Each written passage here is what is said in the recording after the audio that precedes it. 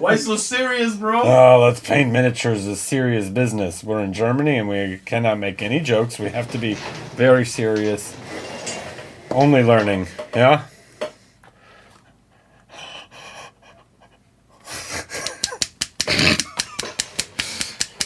Yeah, welcome guys. This is different today because I have a special guest. Mr. One and only Erik Swinson from America. From America. From America, I go to America. So he's for a couple of weeks in Europe, visiting different events and shows and doing workshops. And yeah, what you are actually doing next weekend? You are in Hamburg. Yeah. And then the weekend after, I will be in Turin. But by the time they watch this, that'll already happened, probably. Yeah. So, and then I go to Monte San Savino. And you contributing something in Monte? Yeah, I'll enter this guy. Oh, this guy. Yeah.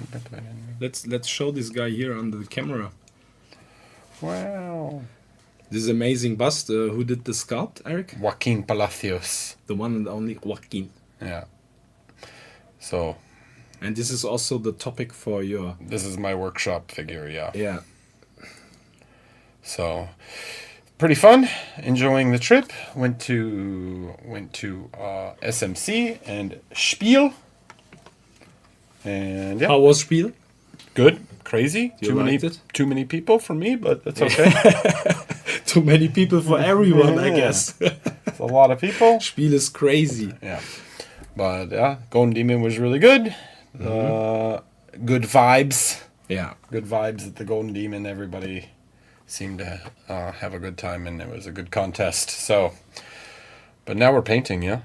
Yeah, now finally we want to paint. We have this fantastic idea to do a kind of collaboration, and we prepared something. I didn't paint it yet, and I just waited for you, apparently. Yeah. And the idea behind it is we want to paint this bust from my good friend Daniel Deep Blue Eyes. He sculpted this for me. It is a dark elf drow bust with a very cheeky, mean expression. And the idea is Erik wants to start painting the face, the skin, and I will do the metallic parts later, so we have a kind of Frankenstein bust. Yeah. Should be fun. So because I'm starting, I get to pick the ambience and the color palette, and then you have to paint to make it work. So. All right. So we'll have a few colors here. I think I'll make you do the thing you don't like and paint cold lights. No, please do. Yeah. I don't mind. I love a bit more warmth in the highlights, but when you do it the other way around, it's also fine. I mean, it will definitely be atmospheric, and that's what I like. Yeah. So we'll start with some different color. I just grabbed some random stuff that I think will work well for drow skin. We've got magenta, black, violet, elfic blue, this and anathia skin, and glacier blue.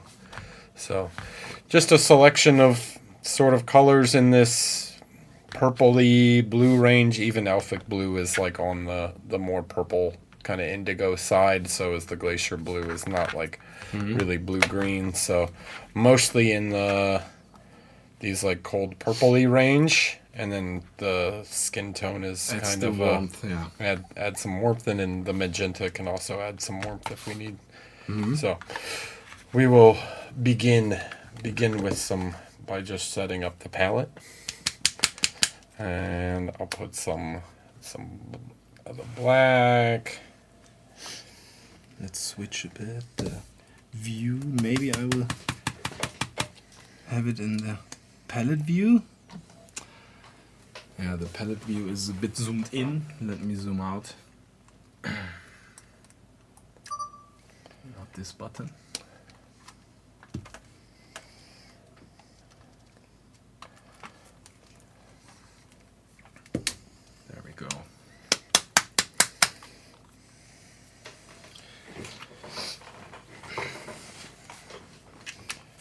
So just kind of setting up in terms of value range here. These two are sort of similar, but we'll basically, because you have these two sheets, we'll kind of split it into lights and shadows here. So we'll start with the shadows on this side, and then we'll build up into the sort of the lights. So I think about the color range, right? If we're going for a very dramatic kind of lighting situation, we'll stick to everything that's in shadow on this side and everything that's in light on this side. So you have the dark side and the light side on the palette. Mm-hmm. And we'll avoid crossing over too much. So we'll switch some, we'll take some of the black just to give a little coverage, quite a lot of the violet. And then because this is like a Chimera violet, it's not going to go straight over. So we need to add something with white in it in order to get some some opacity to it. So we want like a nice deep color on the slightly warmer side. Purple, violet here is still kind of a cold color, but we'll enhance this later with some magenta. But because we're going to go towards blue, it'll appear more warm because we have in context to the lights. It'll be quite it'll be warm. So I have zenithal primed the figure. We have a light direction that's kind of coming in from sort of the top right slightly. And I'm going to just begin by basically sketching in the sort of light, the shapes here, covering the black areas as shadow and the areas that the white ink has hit as the lights, and then we'll bridge in between the two. So like all here, I can see that this is all black. So I will just cover everything that is shadow in this kind of shadow tone, right? I don't want to leave it pure black, even though we're going for this kind of drow skin, because I want to have room in case I need to go darker. So oftentimes it might feel like this is too light, but because we have more space, we can create even deeper shadows where we need. And then kind of on the back of the arm here, we'll just get this covered and leave it quite dark. I always think of when painting drow, I kind of think of how the drow look more in like Baldur's Gate 3, where they're a little more on the kind of violet side of skin tone than they are like a pure black, as they sort of drew them in the older rule books and stuff. So it's more like a more purpley than not this pale grayish drow skin.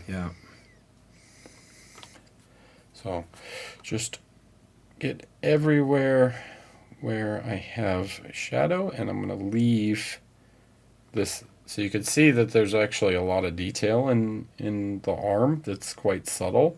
Yeah. But this is because the light is hitting this directly. I've really simplified the shape of the arm into just this long cylinder.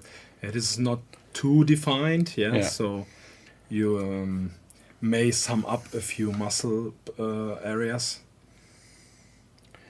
And because you're more familiar with this figure, I don't think there's anywhere on here that is exposed skin on his stomach. No. Okay. No, everything is armory. You are free to paint it as leather, or, I mean, not you, maybe I will do it, but I'm not sure. I think the combination of metal and leather would be fine for him, so that he also has a bit more organic stuff. Yeah, I think full metal armory. Yeah, I think it would be interesting to give him like a black leather armor to contrast with the black, air quote, black skin of a drow. Talking about black, do you use pure black areas on your models, or is there always something in terms of hue mixed in, or? I will leave if I'm going to do something like a black leather or similar. Or black metal. Black metal or black armor, right? Like painted black armor, my Death Watch or something. I will use pure black because you can only get the value range so low. So sometimes you need to leave large areas kind of pure black and then play mostly with the highlights in order to give the sensation that is very dark. Okay, so that's it for, sketching in the general sort of shadow tones. And then we'll mix, we'll take some of the violet here, and we'll pull it over here into the light side, and we'll start to add some of this skin tone, some more skin tone to it. So we're making like a jump in value range here to go from shadows to lights. And I'll add a little bit of the blue also to desaturate it, because in simplicity's sake, like this is basically an orange, so we can use this sort of blue to desaturate a little bit to get us closer to that kind of grayish feeling without actually being gray. Being gray. And this is probably a big enough value jump. It might not look like much right now, but this is just to get the general lights in. And then later we'll add more to it to get to highlights. I also grabbed this one off of your shelf because it looked like kind of a tone that I might mix to do drow. So I'm just going to put it here, and you can see that it's sort of this kind of lavender color that I think will work well to supplement sort of the skin tone if I need to increase the value range a little bit without changing the hue too much. And if I need, I can always add more blue to desaturate parts or add more of the skin tone to warm it up. Yeah. So basically I'm just going to... Oh wait, you're not in the frame. No, you're in the frame, yeah. I have to paint closer. So, this is a common thing for many people. I want it to be even lighter. They are too detailed in the first steps. And it's better to start really largely, think large, and sum up the areas of light and shadows. First. big shapes first. Big shapes first, exactly, and then go more in detail later in the process, to work out these volumes and micro volumes, whatever the sculpt allows. Exactly. So even something like here where we have his kind of cheekbone, right? Like I'm gonna mostly cover this, even though it's quite deep. Because more of these halftones, midtone kind of values will create the shadow here as I add more highlights. But right now I just want to keep it really simple and understand that, okay, so this side of his face is in light and this side of his face is in shadow. The same with the arm here. It's basically this whole section, and I can do this in essentially just a couple brush strokes that really just establish that this front plane of his arm is in the light, right? Very so cool. something as simple as that, and then I'll start to bridge in between with intermediate values. So I know that this is lights and this is shadows, so I'll have to mix something in between to blend. Exactly. To get the transition, But the transition is often not as big as people think. The transition is often quite small.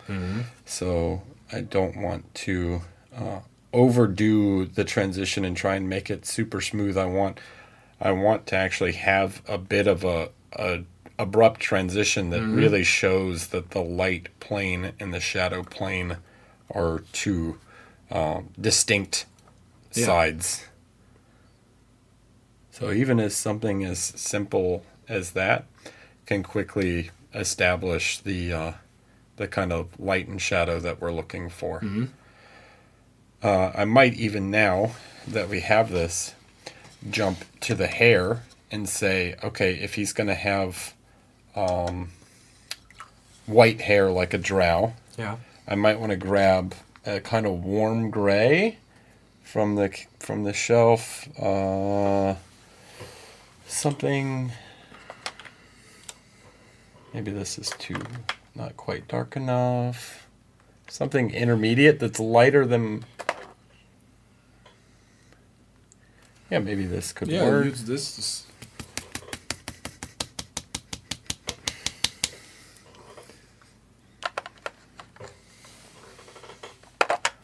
Yeah, this could work. So this is just undead skin. Mm-hmm. And then we know that this is a shadow color, but it's also light, but I'll separate it here to say, like, okay, this is going to be a shadow tone for the hair, and then the lights of the hair might be, this or even pure white. Oh, okay. Mm-hmm. So I need to darken this down a little bit. So I'm going to grab just a little bit of black, which is going to desaturate it some, but you can see that it's still a pretty warm gray. Yeah. Right. So I'm looking, you can maybe tell that these two, like this and this, are like nearly identical in value. In value. But because the hair is just a lighter material than the skin is, this will work as a shadow for the hair. Sorry, Mm-hmm. I need to remember it to be lower on the right. And I don't need to do this like super carefully. I'm just gonna quickly get some rough shape down, because you refine later, but this is enough to show, like, okay, right? So now you see that, like, even though and how nice the contrast is now between the skin and the hair. Yeah. It frames the skin nicely. So I'll get some shadow kind of around here, some shadow on the lower portion here, and then I can take basically this pure glacier blue, which will also work. Whoa, I need more like this, yeah. So I can grab the glacier blue here, and this will work as a light for the hair. Ah, yeah.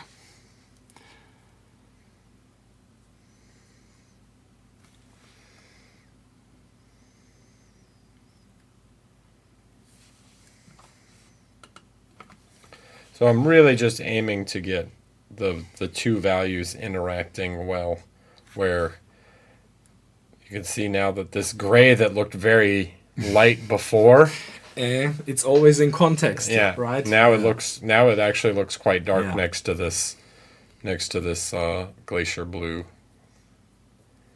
So we can do something like that, and then it should read as like a white hair for very cool for a drow.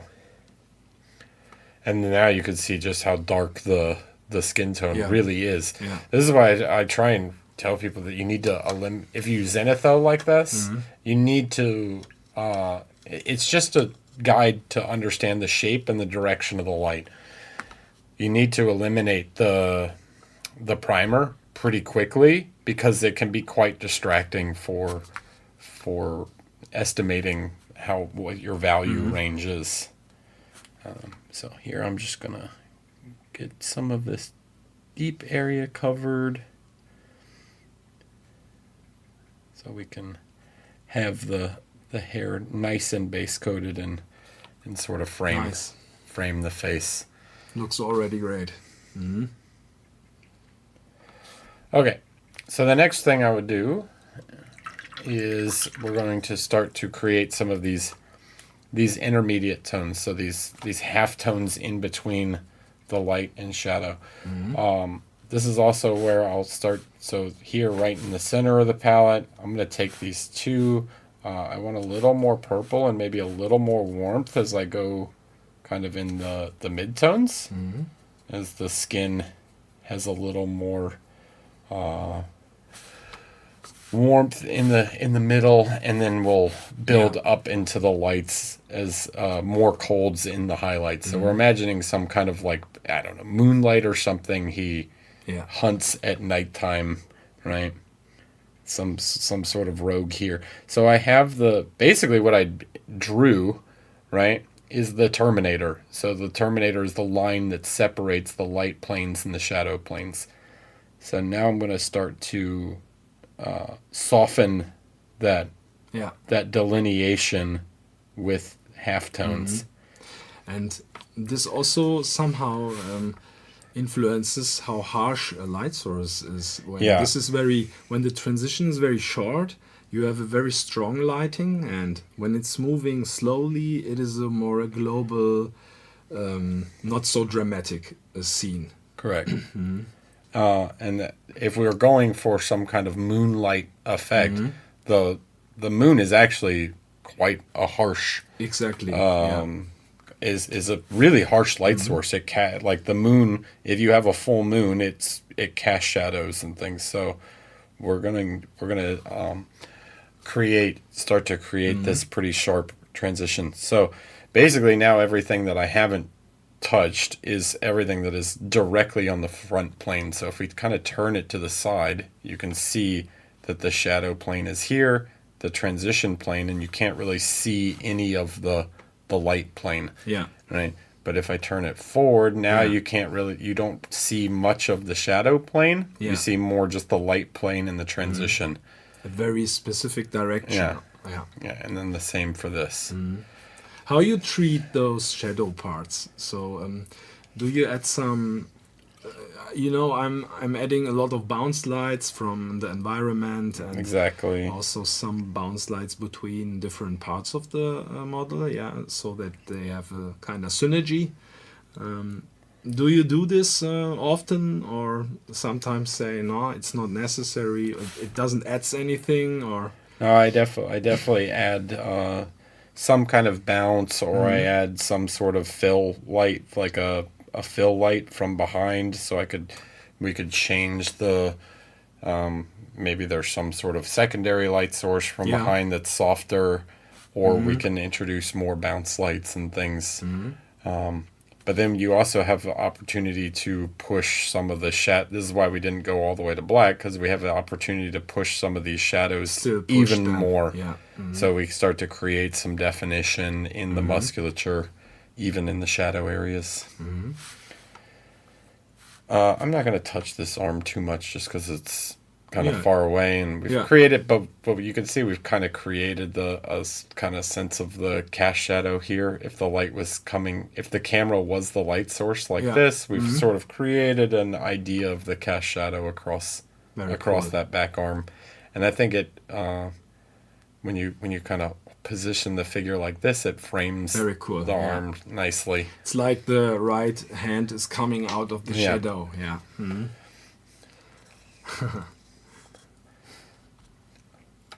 So I will go back to the shadow tone and start to just clean up. And you can see it's pretty subtle at this stage, the value differentiation between light and shadow. So we're going to have to push the lights even more. So I'll take some more of our light value and then add just a bit more of the skin tone. So I won't really start to introduce the cold lights, the like really cold color, until we get into the highlights, right? So the specular lights. Okay, so now you build up more of a mid-tone, light mid-tone, and in the end, when it goes to the highlights, you introduce the cold light. So here I'm just trying to get anything that's really on the front, this front plane. So it's still quite simplified. I'm not really trying to. There's all these little shapes in his mouth. And around his eyes and forehead. So I'm not really interested in those shapes yet. Those are micro volumes. Yeah. I'm more interested in the sort of generalized shape of his face. So the most obvious volumes. Yeah. Mm-hmm. So even on the arm here, I can start to pick out sort of the tricep, pick out some of these muscles, right? Things like these forearm muscles. So it's really the what would be called the center light, right? If the terminator is the imaginary point that separates light and shadow, the center light is the imaginary point where the light hits the plane perpendicularly. And you can see that this like skin tone starts to make him feel a little more natural and alive, right? Yeah. It starts to get quite grayish as you mix the skin into the purple, but I think it works well to achieve something that's pale but alive, right? But still not gray. Yeah. I don't want to use pure gray because that feels like dead, right? And they're not undead; they're just dark. So get some of the shape there, right? And then I just continue this kind of process where I go back and forth between this and the midtone and start to introduce smaller patches and bridges between the colors until I get to a shape that I'm looking for, and I'm looking to achieve something that looks nice at like a arm's length, right? If you can get the shape working at this distance, at this stage, then you can start to push and add more really small, like you can start to play with the micro volumes, but you don't want to lose the general shape that you've achieved, right? Yeah. It's really easy when you move to the blending stage to start to try and smooth everything out so much that you lose the overall shape. And an area like here is quite interesting because we have this sort of change in plane as it goes over this like forearm muscle right here. And so you have so you keep the shadow I want to make very strong there I want to separate those muscles. Exactly. I don't want to lose this shape. So the transition here will be quite sharp. Just like on his face, the transition of his cheekbone, right, is also going to be quite sharp because his face is very angular. So just like that, I start to introduce that. Based on the primer, this area of his neck was also quite black, but because I want to maybe frame his jawline a little more, I might think to add maybe just a cheat, a little light back here, just to give a little more shape to it, right? So just by doing that, it kind of emphasizes this jawline. So even though we have like a very set lighting direction and we might have very strong shadows, at the end it's still an illustration on a three-dimensional canvas, right? So we can alter things a little bit in order to cheat light where we want and create the sort of feeling that we're aiming for. So basically now you can see that really everything that is facing camera is the brightest, right? If the camera is the light source, everything facing camera is like closest to camera is the brightest. And then everything that is like starting to round away from the camera is where it gets darker. It's fading out. Yeah. So the temple here is not the same level of darkness as this, but it is starting to round away. Yeah. So it gets a little darker. Even here, like this is another area where I might take a mid-tone, and I might introduce just like a little bit of light here, just to to shape his face a little bit more. You render it there. Yeah. Like the zenithal didn't show this, but it might be nice to add just to give some sort of shape and interest to the face. Some information. Yeah. But we can also do more things later that because his hair is white, we can introduce bounce lights from the hair and stuff too. Okay. So far, very cool. yeah. So and I like it a lot. And super quick, right? Yeah. Like this is why like this stage of just establishing the general light and shadows is very quick. It's much now I can basically immediately go on to like rendering, right? So if I want to move on to the sort of rendering step, I can start to take this like even colder light here and maybe mix a little blue, so we can start to get this like nice cold bluish highlights. Maybe even a little lighter than that, and we could start to think about like where the shine is going to be, right? And the shine will be based on like what the main view of the figure is. So what do we think the most interesting perspective sort of for this guy is? And for me, the main view is kind of like this, where you can see a bit of the arm, you see a bit of the shoulder, you see both ears. Like this is too far, I think, and this is not enough of his arm because the hair covers everything. Covers the other arm, yeah. So it's like it's somewhere in between. Yeah. And we know the light's coming in from the top right, but this is where I think people get confused with lights and highlights. Highlights is a reflection. So we're going to paint a reflection of the moon on his skin, basically. And yeah, this is an interesting topic. So when we talk about highlights, the actual highlight is the reflection of the light source for you? Exactly. Yeah. All right. So if we look at this bottle, right? This bottle has light and shadow. Yeah. Right? But you can see on the cap here, like this line. That's the highlight, right? Yeah. This highlight. This is difficult because these are also based on your perspective.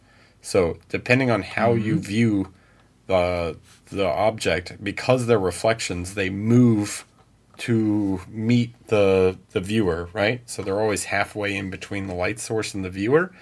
So even though this is where they are for the camera, where it is for me is right here. Yeah. And this white reflection on the bottle is, or the black is here. Yeah. So it's actually different for the camera than it is for my eyes. Yeah. And we can do sort of the same thing with him, where if you imagine the light, so we can do something like this where we can start to like wet the surface here. And you can see like the shines on his skin, right? So that's your lights, but you have too many lights to keep track of. So you could see that they move around even though I barely shift the model, right? So they're constantly they're moving, Yeah. So I need to think about where the light source is, which is up above, and then where the main view is, which I'm going to paint the main view towards the camera, right? Not towards me. And I will begin to introduce some of these highlights to his skin based on the sort of perspective. So they're always more forward than you think. So here, like on his forehead, you can even see the shine in the paint, right? Yeah. So it's like here, and then highlights, right? These, and you could even say reflections of the light source, specular lights, highlights. This is where you really get. It's just like non-metallic. You're basically painting what is effectively like the final shine on non-metallic, right? So you can see in this one I just painted that's very shiny right here because the lamp is actually reflecting off of the wet paint. Yeah. So this is, I think, how you really should begin to define some of the micro volumes and how you get a much more subtle effect. without like overshadowing certain areas. Like you don't need to use shadows on every micro volume when the base tone, right? The base lights will now work as the shadows when I apply this highlight on top. So basically, like his nose, right? This sort of area right here, his forehead, but you won't really see a highlight right here. Right? I can add it a little bit if I want to push, but that's going to make it look even more sunken. And then none really on the shoulder, but you would definitely get some like on the kind of bicep here. And then you get some kind of on the tricep, and then they begin to kind of join together in this area, right? There's another muscle. Very cool, yeah. That goes, so you have three kind of muscles here. You have one muscle that's the bicep, you have the tricep here, and then there's another muscle that's just above the elbow there. Like a chain. Yeah. Same thing sort of here. And I can exaggerate the sculpture by using, by drawing these kind of muscles that aren't exactly sculpted, right? They're very subtle, so I can... So you basically are able to add volumes to things where no volumes are, yeah? Yeah, I can... Or they're there and they're just not maybe as defined as I want them to be, so I can even alter the sculpt a little bit by making him like more shredded than he really is. So he looks like extra sinewy, you know. And it's also interesting to see that you are sketchy in this process, still very sketchy and not so keen to be very precise and super smooth, yeah. So you're building it up very instinctive, yeah, and quite quickly. Yeah, I just want to make it work. I just want it to work quickly, and then I can take all the time I need to like slowly begin to refine. So here I might want to even push the light a little bit more in order to make some of these highlights like even sharper. And then you can really, I'll have to get out the glasses eventually and get right on top of the model. Yeah.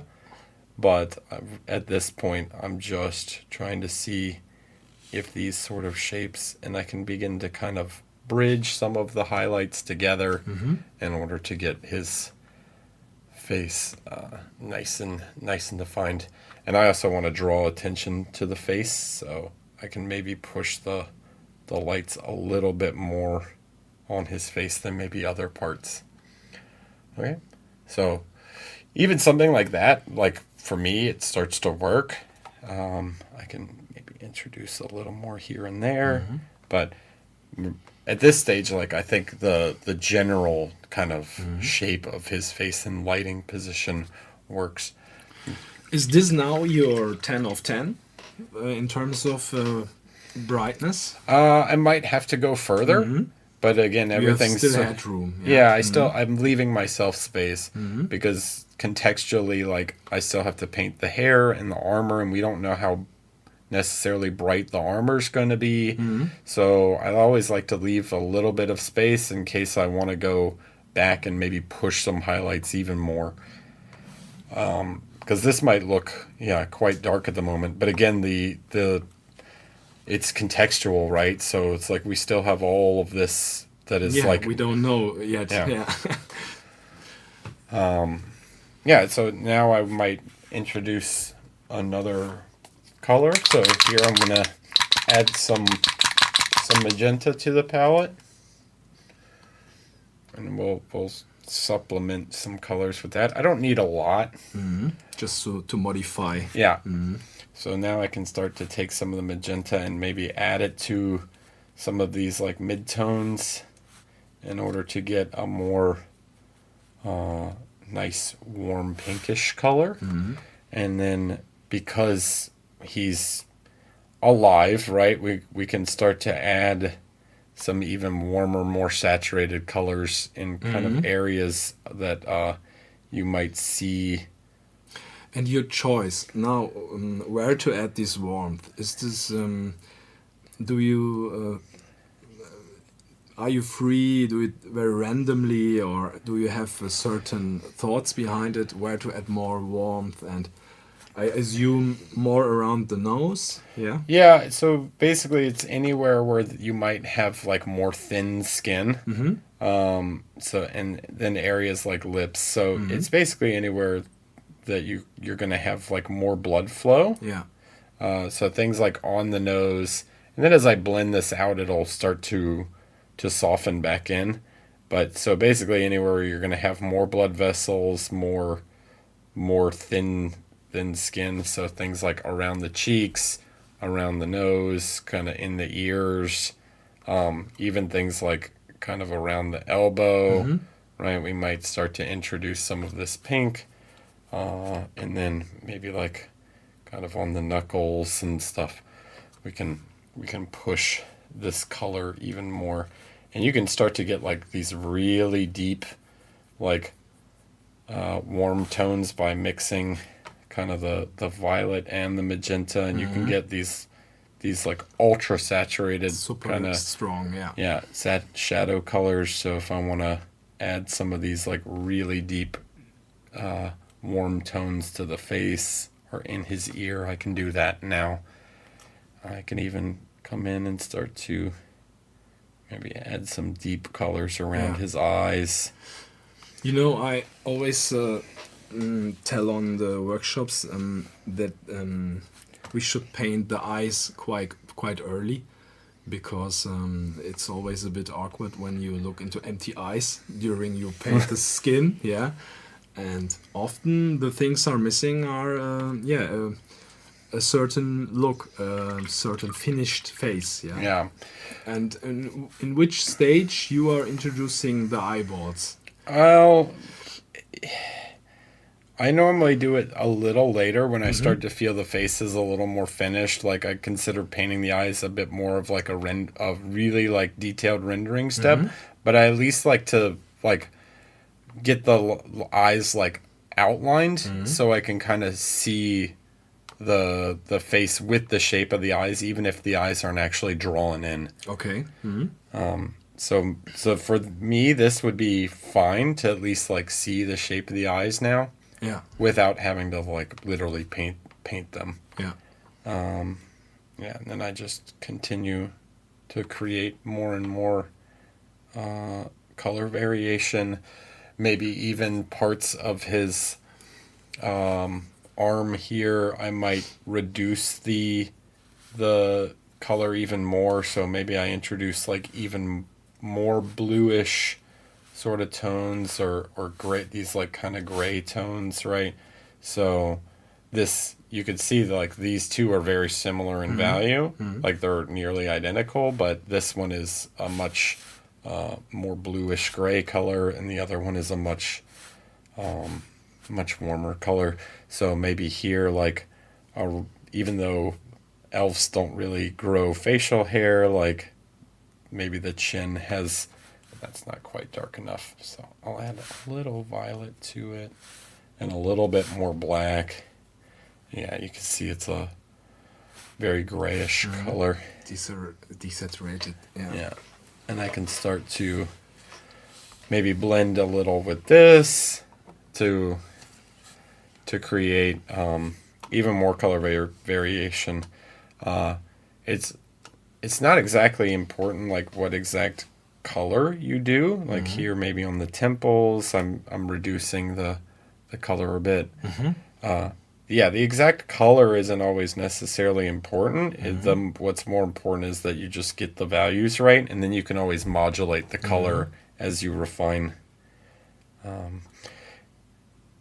It's also much freer this way in order to, right, like I put this down here and here, and you can see that like because it's so close in value that you can't really tell necessarily the difference. Like that, where on the palette you can clearly see that these are like way different in saturation and hue.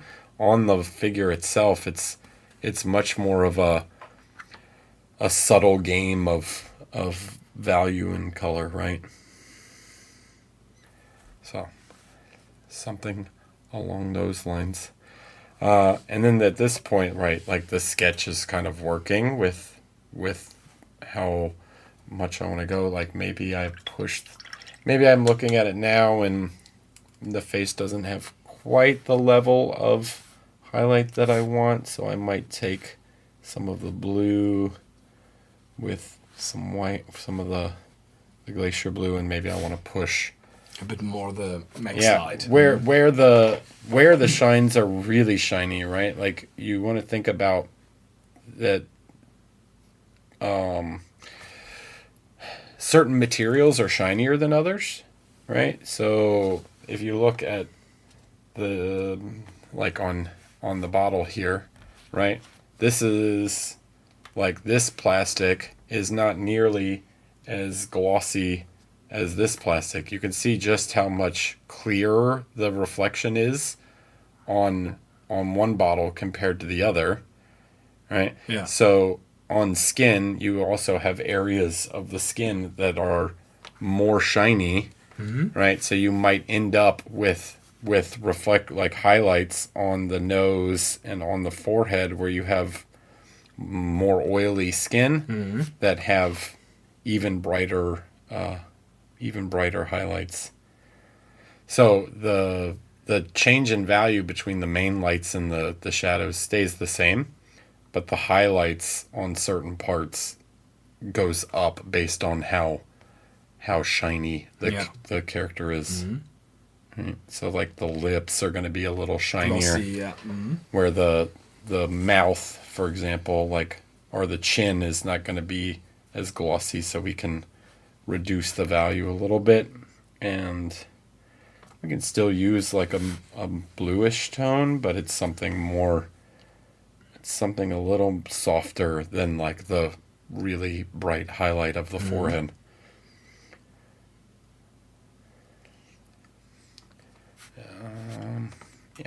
And then I just continue to do this sort of all around, softening where I need, creating more definition where I need, and creating all these little micro volumes. But yeah, at this point I would now like jump into, like, I'd probably pull the head off and start to really draw the like small shapes. And because we don't know what the armor is going to be exactly yet, we haven't decided. I won't touch like the bounce lights and stuff on the back of the arm yet, because if the armor is going to be black you or leave this, whatever, you leave this to me. yeah. But well, maybe we just make the decision that it's going to be like, I don't know, like a black bluish armor, and would then be cool, yeah. And then maybe I start to take something like this elfic blue, and I take something like this and create a really subtle bounce light, like that's more on the gray blue side, and I think like, okay, the light's gonna hit the chest or the stomach, and then that's gonna reflect something back. Yeah, that's gonna reflect back onto his arm here. So now the chest plate actually becomes a secondary light source. Yeah. And it starts to create some more shape and volume, and it almost works as a kind of rim light on the arm in order to create this kind of feeling of very cool. Yeah, the bounce light. And you can't really see it as you rotate the model. It foreshortens that kind of shape a lot, and you start to lose it, but it gives you something interesting to look at from these other angles. Yeah. All right. Yep. So we do a short break, and then we come back.